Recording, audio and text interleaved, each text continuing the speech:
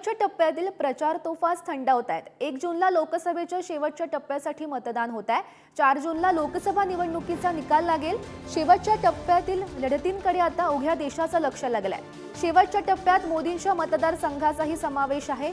उपमुख्यमंत्री फडणवीस आता प्रचारासाठी वाराणसीमध्ये उतरल्याचं पाहायला मिळत आहे। महत्त्वाची बातमी, आज शेवटच्या टप्प्यातील ज्या प्रचार तोफा आहेत त्या थंडावणार आहेत आणि शेवटचा जो टप्पा आहे त्यात मोदींच्या मतदारसंघाचा सुद्धा समावेश आहे आणि देवेंद्र फडणवीस सुद्धा त्यांच्या प्रचारासाठी मैदानात उतरल्याचं पाहायला मिळत आहे। वाराणसीमध्ये त्यांचा प्रचार सुरू आहे।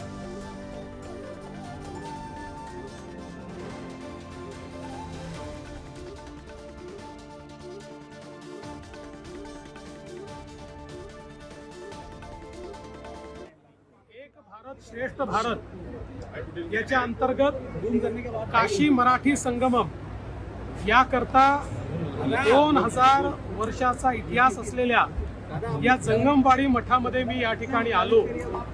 मी पहिलेही सांगितलं की आम्ही प्रचार करण्याकरता आलेलो नाही, इथे प्रचाराची आवश्यकता नाही।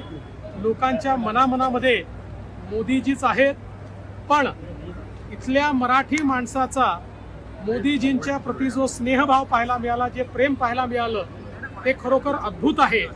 आणि मला विश्वास आहे इथे काही मतं मागण्याची आवश्यकता नाही आहे। लोकांनी ठरवलेलंच आहे।